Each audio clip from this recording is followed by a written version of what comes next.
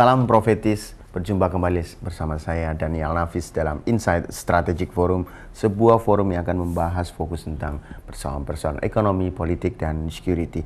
Hari ini kita akan membahas sebuah persoalan yang berapa waktu yang lalu cukup menjadi sebuah perdebatan dan hangat di dalam dunia politik, yaitu tentang parliamentary threshold, khususnya ketika Mahkamah Konstitusi tidak mengabulkan gugatan dari sejumlah partai yang ingin mencoba mendorong bahwasanya parliamentary threshold adalah bentuk lain dari pemasungan terhadap daulat suara rakyat.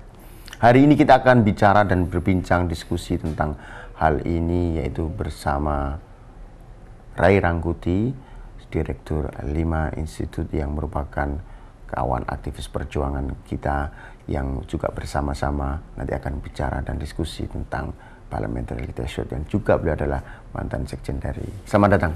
Selamat datang Bung Ray. Dan selanjutnya kita juga akan didampingi oleh Pak Huta Barat. Kita mulai dari Bung Ray.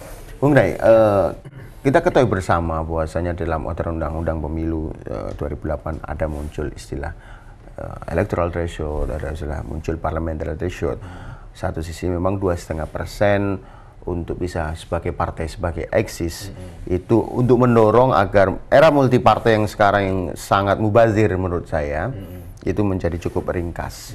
Tetapi satu sisi parliamentary threshold juga akhirnya suara-suara yang diberikan kepada partai-partai tertentu meskipun partai itu tidak lolos, itu juga karena tidak diakui, itu juga membuang hak suara rakyat. Menurut Bung Ray? Ya, khususnya sejak Mahkamah Konstitusi mengabulkan tuntutan suara terbanyak, ya, menurut saya secara logik sebetulnya angka 2,5% itu juga mestinya tidak dikenal lagi. Karena yang paling penting sekarang kan adalah mereka yang terpilih dengan suara terbanyak berhak mendapatkan kursi di DPR. Betul. Itu yang paling inti sebenarnya gitu.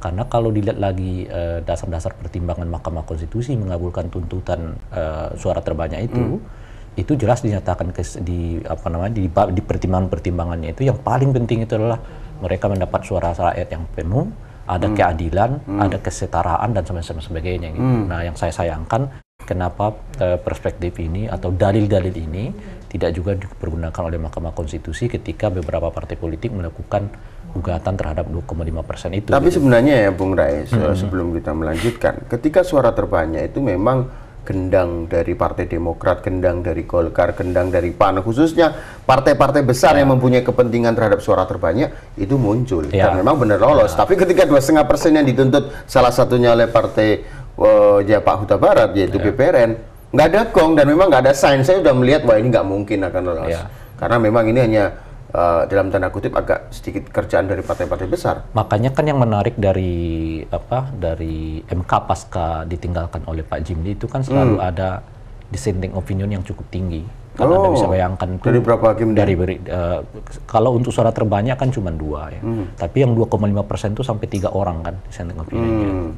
Jadi cukup selalu tinggi gitu. Artinya sebenarnya, dan suara terbanyak juga sampai 3 tuntutan calon presiden independen juga sampai 3 orang yang menyatakan tidak sependapat atau berbeda pendapat. Nah, jadi kalau dilihat dari gejala ini kan sebenarnya kelihatan sekali bahwa keputusan-keputusan MK itu tidak lagi kelihatan utuh ya, atau boleh dibilang tidak lagi di atas 70-80% dari anggotanya. Gitu. Memang itu menjadi bahan pertanyaan.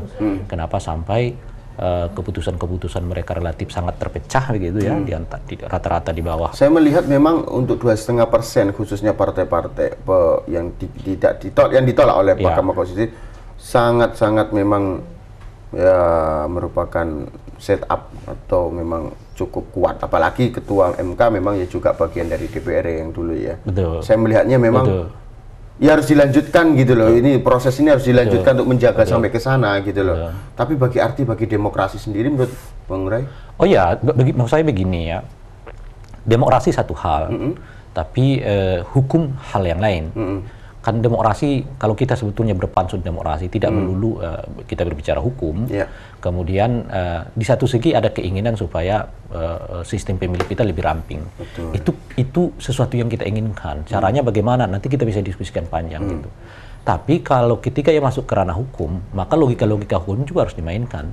Jadi maksud saya begini, kalau MK mengatakan bahwa semestinya suara rakyat harus dipelihara, suara terbanyak rakyat harus dipelihara, mereka yang berhak mendapat suara terbanyak lah yang berhak untuk mendapatkan kursi di legislatif. Harusnya konsisten. Makanya harus konsisten terhadap siapapun partainya, nggak peduli. Iya, yang penting adalah orang itu mendapat suara terbanyak. Suara terbanyak. Maka dia berhak untuk duduk di Senayan, kan begitu. Bahwa kemudian kita mau mempersulit ya atau memperkecil partai politik itu ada mekanisme lain, bukan mekanisme hukum dengan logika yang seperti ini maksud saya. Ya oke. Cukup menarik. Saya coba ke Pak Huta Barat. Bagaimana PPRN melihat kondisi hari ini ketika parliamentary threshold semacam ini?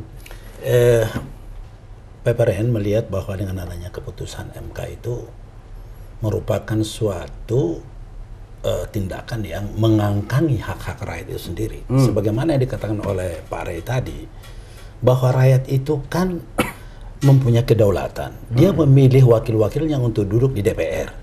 Nah, apapun hasil daripada pilihan rakyat itu tentunya harus diakomodir dong, itu di DPR.